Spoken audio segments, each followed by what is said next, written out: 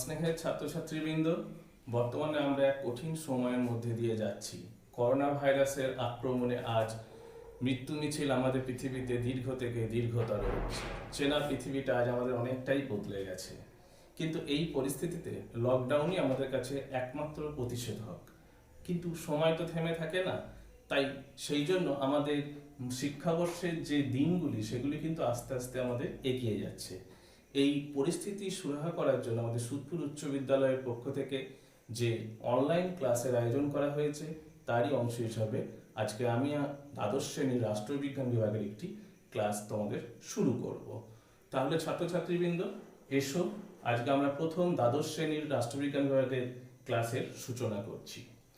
রাষ্ট্রবিজ্ঞান বিভাগের প্রথম ক্লাসের সূচনাতেই আমি যে প্রথম কথাটা তোমাদেরকে বলবো সেটা তোমরা সবাই জানো যে একাদশ শ্রেণীতে তোমাদের যে ধরনের প্রশ্ন প্যাটার্ন ছিল দ্বাদশ শ্রেণীতেও তোমাদের একই প্রশ্ন প্যাটার্নই থাকবে। তবুও আলোচনার সুবিধার জন্য তোমাদের একটু জিনিসটা আরেকবার আমরা ঝালিয়ে নিই। প্রথমত, একাদশ শ্রেণীতে আমাদের যেমন থিওরি পেপার অর্থাৎ লিখিত পরীক্ষা ছিল 80 নম্বরের, দ্বাদশ শ্রেণীতেও আমাদের কিন্তু লিখিত পরীক্ষা হবে 80 নম্বরেরই, আর 20 নম্বর থাকবে আমাদের প্রজেক্ট বা প্রকল্পের জন্য। ঠিক আছে, এখন এই যে থিওরি পেপার বা লিখিত পরীক্ষা আমাদের 80 নম্বরের আছে, সেই 80 নম্বরের লিখিত পরীক্ষার প্রশ্নের প্যাটার্ন একাদশ শ্রেণীতে আমাদের যা ছিল এখানেও ঠিক সেই রকমই থাকবে। অর্থাৎ এমসিকিউ প্রশ্ন থাকবে, তোমাদের দেখতে পাচ্ছ 1 × 24, অর্থাৎ 24টা এমসিকিউ প্রশ্নের তোমাদের উত্তর করতে হবে। এসএকিউ অর্থাৎ শর্ট অ্যান্সার কোশ্চেন বা যাকে আমরা বলি সংক্ষিপ্ত প্রশ্ন, এক কথায় উত্তর, এই প্রশ্নের উত্তর তোমাদের করতে হবে 16টি, প্রত্যেকটার পূর্ণমান 1, অর্থাৎ 16 নম্বর। তাহলে কত হলো? 24 এবং 16, 40। বাকি পড়ে থাকছে আরো 40 নম্বর।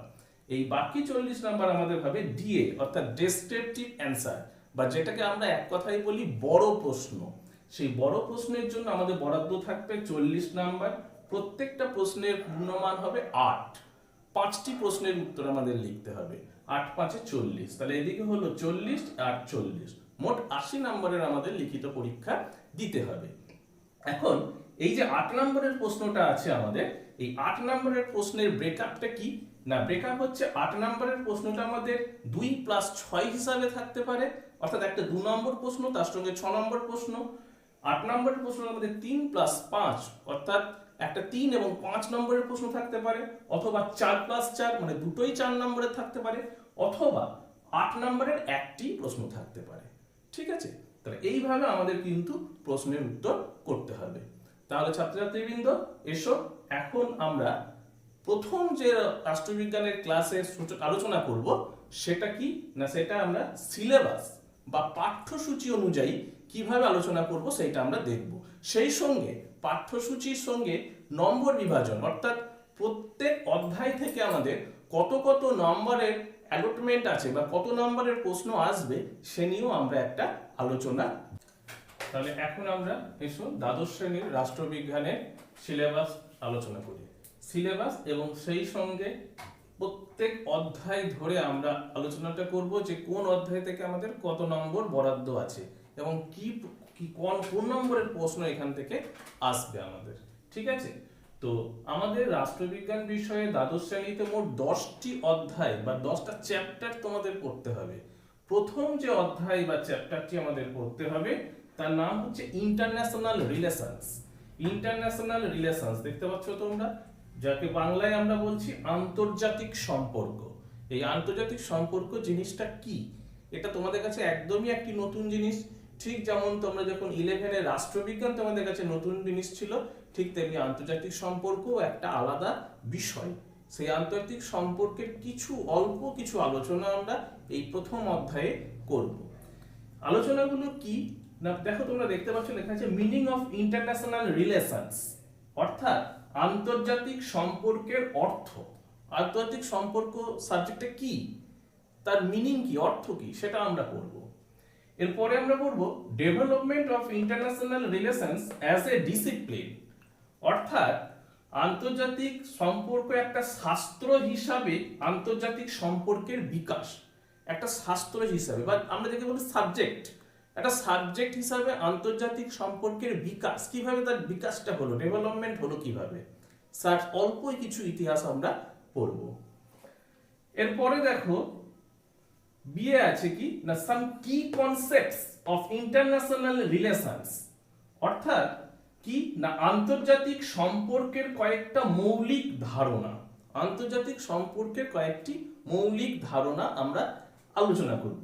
সেই কি কনসেপ্ট বা মৌলিক ধারণাগুলো কি কি?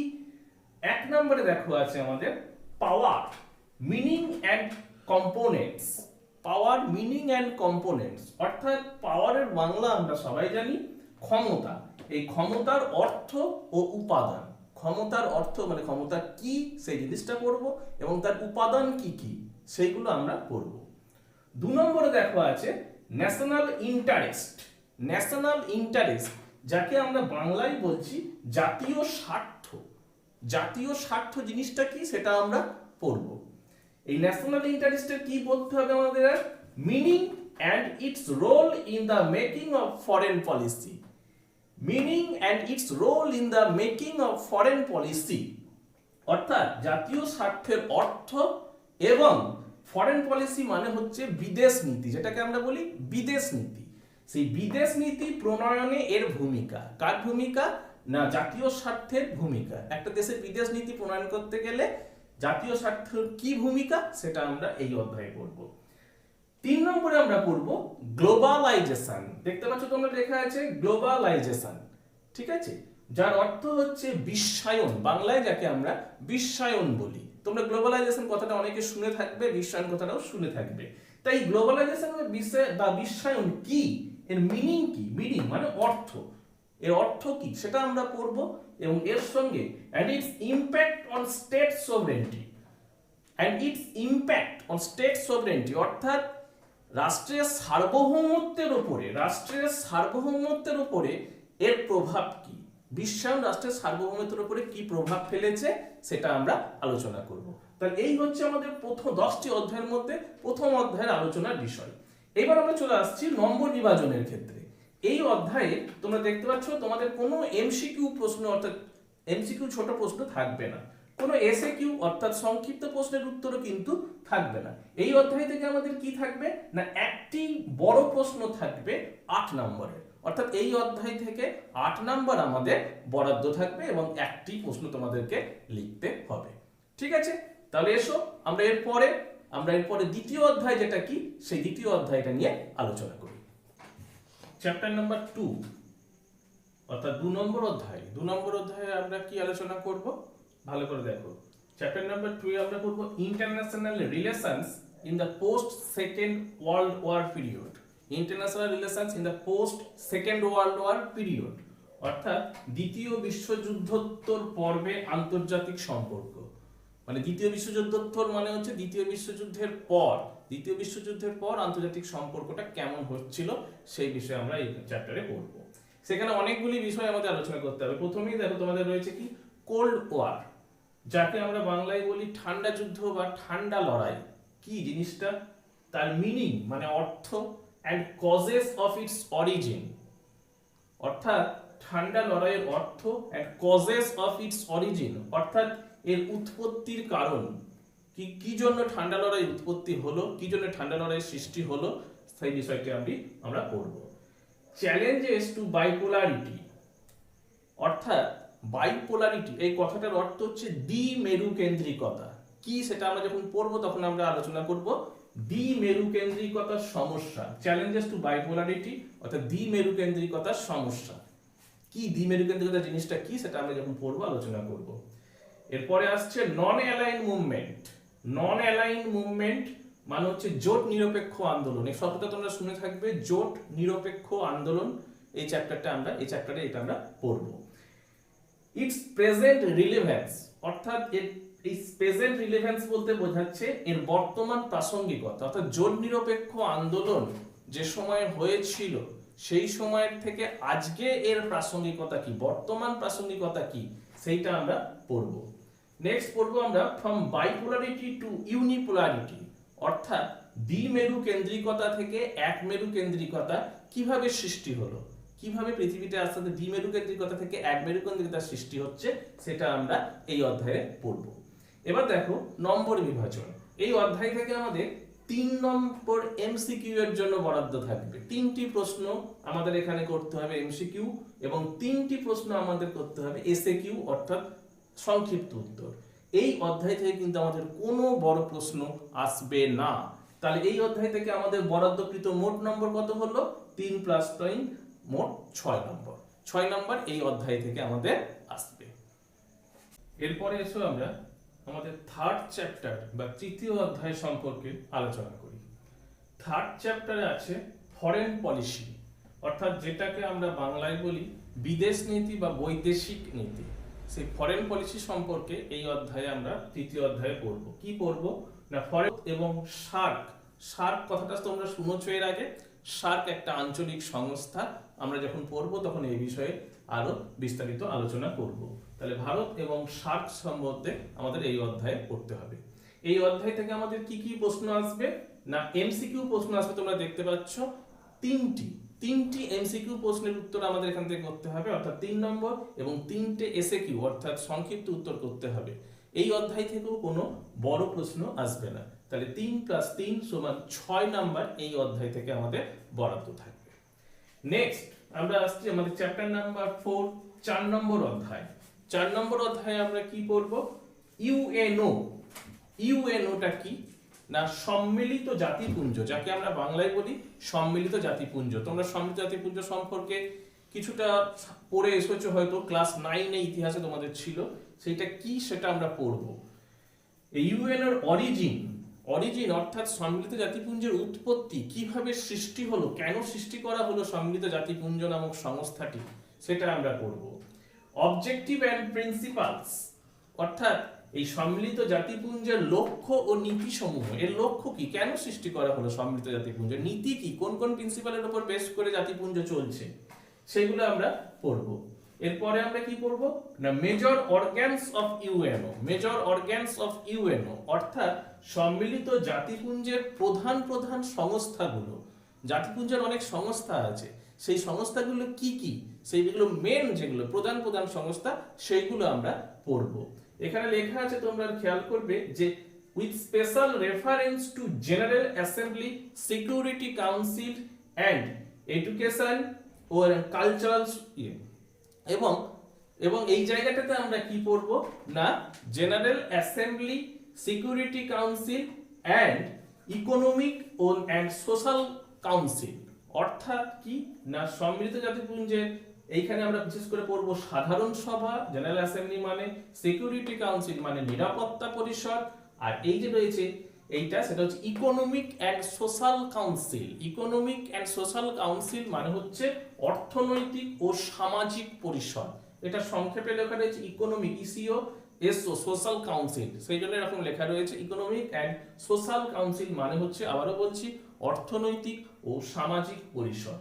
এরপরে আমরা কি পড়বো এই অধ্যায় থেকে না, the UN and peace keeping operations অর্থাৎ সম্মিলিত জাতিপুঞ্জ এবং শান্তি রক্ষামূলক কার্যকলাপ। পিস কিপিং অর্থাৎ সম্মিলিত জাতিপুঞ্জ আন্তর্জাতিক ক্ষেত্রে শান্তি বজায় রাখতে কি কি কার্যকলাপ গ্রহণ করেছে সেই বিষয়ে আমরা এখানে পড়ব।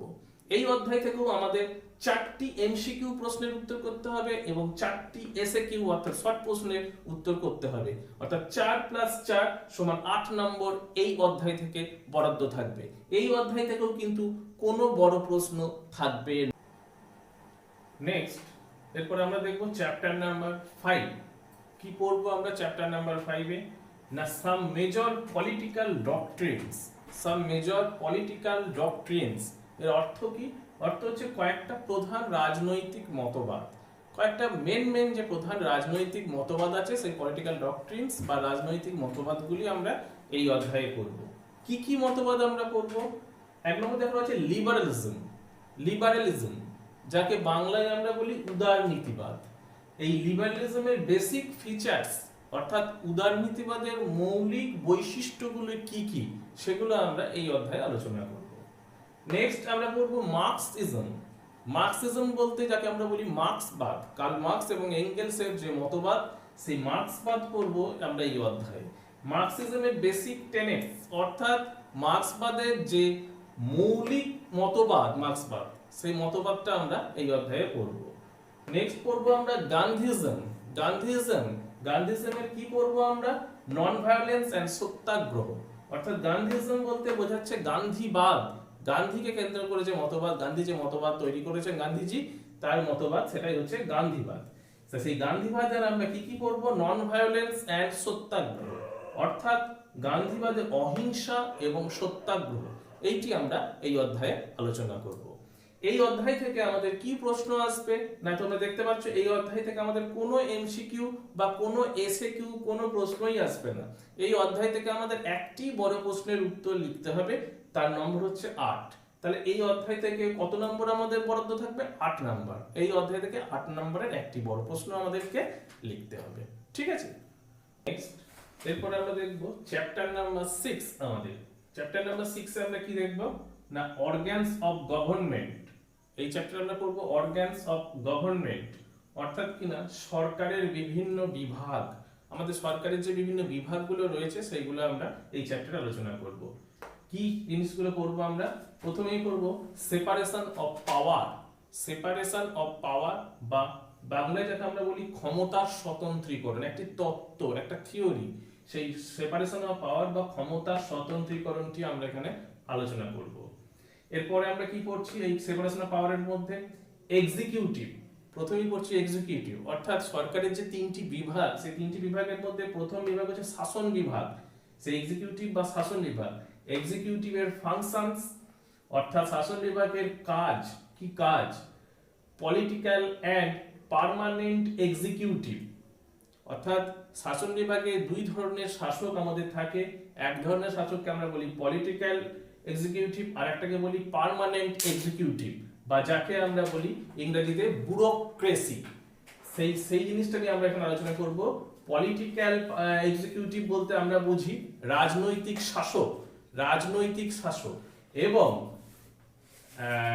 পার্মানেন্ট এক্সিকিউটিভ হচ্ছে স্থায়ী শাসক, যাদেরকে আমরা বলছি স্থায়ী শাসক, বা যাদেরকে আমরা ভালো করে জানি আরো বলতে বুঝতে পারবো আমরা আমলাতন্ত্র যাদেরকে বলি আমরা, ঠিক আছে, আমলা বলি যারা। তো সেই সম্বন্ধে আমরা এই চ্যাপ্টারে পড়ব। নেক্সট পড়বো আমরা legislature. Legislature, functions and structure, অর্থাৎ লেজিসলেচার বলতে আমরা বাংলায় যাকে বুঝি আইন বিভাগ। সরকারের সেই আইন বিভাগের ফাংশন এন্ড স্ট্রাকচার, অর্থাৎ গঠন এবং কার্য, এই সম্পর্কে আমরা পড়ব। ইউনিক্যামেরাল এন্ড বাইক্যামেরাল লেজিসলেচার। ইউনিক্যামেরাল বলতে বোঝায় এক কক্ষ, এবং বাইক্যামেরাল বলতে বোঝায় দ্বিকক্ষ। এই এক কক্ষ এবং দ্বিকক্ষ বিশিষ্ট আইনসভা সম্পর্কে আমরা এই অধ্যায়ে পড়ব। নেক্সট পড়ব arguments for and against. Argument মানে যুক্তি। এই এক কক্ষ এবং দ্বিকক্ষ বিশিষ্ট আইনসভার পক্ষে এবং বিপক্ষে যুক্তি, অর্থাৎ এক কক্ষ বিশিষ্ট আইনসভা ভালো না দ্বিকক্ষ বিশিষ্ট আইনসভা ভালো, এই দুটোরই পক্ষে এবং বিপক্ষে যুক্তি আমাদের এই অধ্যায়ে আলোচনা করতে হবে। নেক্সট 3 নম্বর যেটা, সেটা আমরা করব জুডিশিয়ারি, বা জুডিশিয়ারি বলতে আমরা যেটাকে বাংলায় বুঝি বিচার বিভাগ। সেই বিচার বিভাগ সম্পর্কে আমরা এই চ্যাপ্টারে পড়ব। কি পড়ব না, জুডিশিয়ারির ফাংশনস, অর্থাৎ বিচার বিভাগের কি কাজ, সেই কার্য করব, এবং ইন্ডিপেন্ডেন্স অফ জুডিশিয়ারি, অর্থাৎ বিচার বিভাগের স্বাধীনতা, বিচার বিভাগের স্বাধীনতা কিভাবে রক্ষা করা যেতে পারে সেই সম্পর্কে আমরা এই অধ্যায়ে আলোচনা করব। এই অধ্যায়ে নাম্বার ডিস্ট্রিবিউশন বা নম্বর বিভাজনটা কি সেটা একটু অন্য ধরনের, সেটা তোমাদেরকে একটু ভালো করে বুঝতে হবে। কিন্তু কি না, এই অধ্যায় থেকে তোমাদের দু রকম ভাবে প্রশ্ন আসতে পারে। কি না, 1 নম্বর হচ্ছে এমসিকিউ প্রশ্ন তোমাদের 6টা আসতে পারে 6 নম্বর, এবং এসএকিউ প্রশ্ন 2 নম্বর। তাহলে মোট কত হলো 8। এই 6 আর 2 8 আসতে পারে, অথবা যদি এই দুটো না আসে তাহলে একটাই 8 নম্বরের প্রশ্ন তোমাদের এখান থেকে আসতে পারে, বড় প্রশ্ন, ঠিক আছে। হয় ছোট প্রশ্ন আসবে 6 2 8, না হলে একটি বড় প্রশ্ন আসবে 8। এই দুটোর মধ্যে অল্টারনেট করে আসবে। এখানে বলে রাখি তোমাদের, এই যে chapter 6 number chapter organs of government, এবং আমাদের এর পরে আমি আলোচনায় আসবো 9 নম্বর চ্যাপ্টার জুডিশিয়ারি, ঠিক আছে, অর্থাৎ ভারতের বিচার বিভাগ, জুডিশিয়ারি অফ ইন্ডিয়া। এই দুটো চ্যাপ্টারের মধ্যে কিন্তু অল্টারনেট হবে। অল্টারনেটটা কেমন, অর্থাৎ এই 6 নম্বর চ্যাপ্টার থেকে যদি 6 আর 2 এ 8 নম্বর এমসিকিউ এসএকিউ আসে, তাহলে এখান থেকে বড় প্রশ্ন আসবে না, তাহলে 9 নম্বর চ্যাপ্টার থেকে ওই 8 নম্বরের বড় প্রশ্নটা আসবে। আর এখান থেকে যদি 8 নম্বরের বড় প্রশ্নটা আসে তাহলে এই দুটো আসবে না, তাহলে এই দুটো আসবে কোথায় না, আমরা নেক্সট যখন আলোচনা করব 9 নম্বর চ্যাপ্টারে জুডিশিয়ারি অফ ইন্ডিয়া বা ভারতের বিচার বিভাগ, সেই চ্যাপ্টার থেকে আসবে। অর্থাৎ 6 এবং 9 নম্বরের এই দুটোর মধ্যে অল্টারনেট হবে। ঠিক আছে, নেক্সট এরপরে আমরা আলোচনা করব আমাদের চ্যাপ্টার 7 অর্থাৎ 7 নম্বর অধ্যায়ে আমরা কি পড়ব। চ্যাপ্টার 7 এ আমরা পড়ব এক্সিকিউটিভ ইন ইন্ডিয়া, অর্থাৎ ভারতের শাসন বিভাগ। ভারতের শাসন বিভাগে কি কি আছে, কারা আছেন ভারতের শাসন বিভাগ কারা পরিচালনা করছেন, সেই সম্পর্কে আমরা এই অধ্যায়ে আলোচনা করব। এক্সিকিউটিভ ইন ইন্ডিয়ার মধ্যে ফার্স্টই আমরা 1 নম্বরে পড়ব দ্য প্রেসিডেন্ট। দ্য প্রেসিডেন্ট বলতে যাকে আমরা ভারতের রাষ্ট্রপতি নামে জানি, সেই ভারতের রাষ্ট্রপতির ইলেকশন, পাওয়ার্স এন্ড পজিশন, অর্থাৎ ভারতের রাষ্ট্রপতির ইলেকশন মানে ভারতের রাষ্ট্রপতি কিভাবে নির্বাচিত হন, তার নির্বাচন, এন্ড পাওয়ার্স এন্ড পজিশনস মানে হচ্ছে তার ক্ষমতা ও পদমর্যাদা। ভারতের রাষ্ট্রপতির কি কি ক্ষমতা রয়েছে, কি তার পদমর্যাদা, তিনি কোন পদমর্যাদায় বিলং করছেন, সেইগুলো আমরা এই চ্যাপ্টারে আলোচনা করব। 2 নম্বর the prime minister. The prime মিনিস্টারের অর্থ হচ্ছে প্রধানমন্ত্রী, ভারতের প্রধানমন্ত্রী। The prime minister, powers and position, অর্থাৎ ভারতের রাষ্ট্রপতির ভারতের প্রধানমন্ত্রীর ক্ষমতা এবং পদমর্যাদা। একইভাবে রাষ্ট্রপতির মতন প্রধানমন্ত্রীরও ক্ষমতা এবং পদমর্যাদা আমরা আলোচনা করব। নাম্বার 3 আমরা করব দি গভর্নর অফ এ স্টেট, অর্থাৎ অঙ্গরাজ্যের রাজ্যপাল। ভারতের কোন একজন অঙ্গরাজ্যের রাজ্যপালের পাওয়ার্স এন্ড পজিশন মানে ক্ষমতা ও পদমর্যাদা, অর্থাৎ রাজ্যপাল কি কি ক্ষমতা ভোগ করেন, তার কি পদমর্যাদা, সেই সম্পর্কে আমরা আলোচনা করব। Number 4 the chief minister of a state, অর্থাৎ অঙ্গরাজ্যের মুখ্যমন্ত্রী। তোমরা জানো যে আমাদের দেশে অনেকগুলো অঙ্গরাজ্য রয়েছে, যেমন পশ্চিমবঙ্গ একটা রাজ্য, সেই রকমই প্রত্যেকটা অঙ্গরাজ্যে একজন করে মুখ্যমন্ত্রী থাকে নির্বাচিত হয়ে। সেই অঙ্গরাজ্যের মুখ্যমন্ত্রীর পাওয়ার্স এন্ড পজিশন, অর্থাৎ অঙ্গরাজ্যের মুখ্যমন্ত্রীর কি কি ক্ষমতা রয়েছে এবং তার পদমর্যাদা কি, সেগুলো আমরা এই অধ্যায়ে আলোচনা করব। এই অধ্যায় থেকে আমাদের কি নম্বর থাকবে ডিস্ট্রিবিউশন না, নম্বর বলতে এখানে আমাদের এমসিকিউ প্রশ্ন থাকবে, দেখতে পাচ্ছ তোমরা দুটি এমসিকিউ প্রশ্ন, দুটি এসএকিউ মানে সংক্ষিপ্ত প্রশ্ন, অর্থাৎ 2, 2, 4 এবং একটি বড় প্রশ্ন থাকবে 8 নাম্বার। তাহলে 2, 2, 4 আর 8 এ 12, অর্থাৎ এই অধ্যায় থেকে আমাদের মোট বরাদ্দকৃত নম্বর হলো। নেক্সট পরের চ্যাপ্টার আমাদের চ্যাপ্টার নাম্বার 8 অর্থাৎ লেজিসলেচার ইন ইন্ডিয়া, বা বাংলায় যাকে আমরা বলবো ভারতের আইন বিভাগ সম্পর্কে আলোচনা করব আমরা এই অধ্যায়ে। এই লেজিসলেচার ইন ইন্ডিয়াতে আমরা কি কি পড়বো। Number 1 the parliament, compositions and functions, অর্থাৎ ভারতের যে পার্লামেন্ট, যেটা আমরা ইংরেজিতে বলি পার্লামেন্ট, বাংলায় যাকে আমরা বলি সংসদ, সেই ভারতের সংসদের গঠন ও কাজ।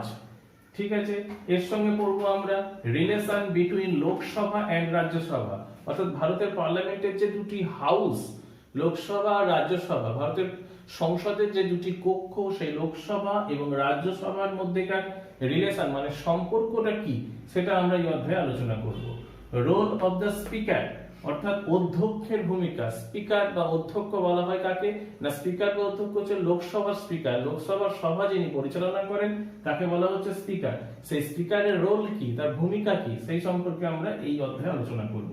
নাম্বার 2 আমরা করব স্টেট লেজিসলেটিভ অ্যাসেম্বলি, অর্থাৎ রাজ্যের আইন বিভাগ। রাজ্যের আইন বিভাগের with special reference two West Bengal, মানে বিশেষভাবে পশ্চিমবঙ্গ রাজ্য আইনসভা মানে পশ্চিমবঙ্গ আইনসভা, যার নাম হচ্ছে বিধানসভা। সেই পশ্চিমবঙ্গ আইনসভার বিধানসভা বা পশ্চিমবঙ্গ আইনসভার গঠন এবং কাজ এ সম্পর্কে আমরা আলোচনা করব। নাম্বার 3 আমরা পড়ব পার্লামেন্টারি প্রসিডিওর, অর্থাৎ সংসদের বিভিন্ন পদ্ধতি, কার্য পদ্ধতিগুলো, সেগুলো কি কি, বিভিন্ন টার্ম আছে আমরা, যেমন 0 hour, no confidence motion. No confidence motion মানে হচ্ছে অনাস্থা প্রস্তাব। এরপরে আসছে কাট মোশন মানে হচ্ছে ছাঁটাই প্রস্তাব।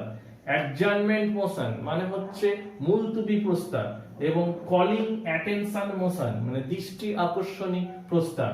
এই সমস্ত কিছুর অর্থ, মিনিং মানে অর্থ কি, সেগুলো আমরা এই অধ্যায়ে আলোচনা করব। এই অধ্যায় থেকে তোমাদের দুটি এমসিকিউ প্রশ্ন উত্তর করতে হবে 2 নাম্বার, কোনো এসএকিউ প্রশ্ন থাকবে না এবং একটি 8 নাম্বারের বড় প্রশ্নের উত্তর করতে হবে। তাহলে মোট কত হলো 2 এবং 8 মোট 10, অর্থাৎ এই অধ্যায় থেকে আমাদের বরাদ্দকৃত মোট নাম্বার হলো 10।